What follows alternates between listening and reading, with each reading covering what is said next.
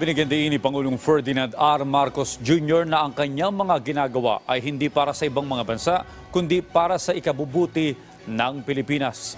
Inihagyan ng Pangulo sa kanyang bilateral meeting sa Prime Minister ng Lithuania, kung saan binigyan din ang kahalagahan ng international law.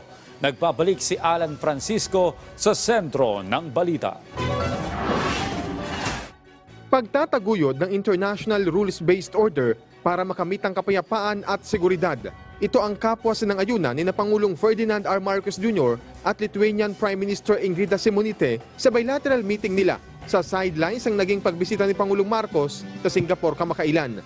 Parehas ibinahagi ng dalawang lider ang mga pagsubok na kanilang nararanasan sa kanilang mga kapitbahay na bansa. Ang Pilipinas at China ay kaugnay ng West Philippine Sea, habang Lithuania naman ay may parehas na concern din sa Russia. Ayon kay Pangulong Marcos, ang nais lang ng bansa ay maitaguyod ang kapayapaan at national interest. Binigyang diin ng Pangulo na ginagawa niya ito para sa Pilipinas na nakasunod lang sa international law.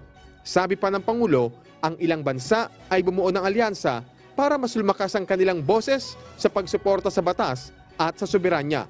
Bilang tugon, sinabi ng punong ministro ng Lithuania na suportado niya ang mga pahayag ni Pangulong Marcos. Dagdag naman ni President Marcos, hindi na makabubukod ang isang bansa sa epekto ng giyera sa pagitan ng Russia at Ukraine. Samantala, natalakay rin ng dalawang lider ang tungkol sa economic cooperation, regional at global issues, kabilang ang Indo-Pacific. Alan Francisco, para sa Pambansang TV, sa Bagong Pilipinas.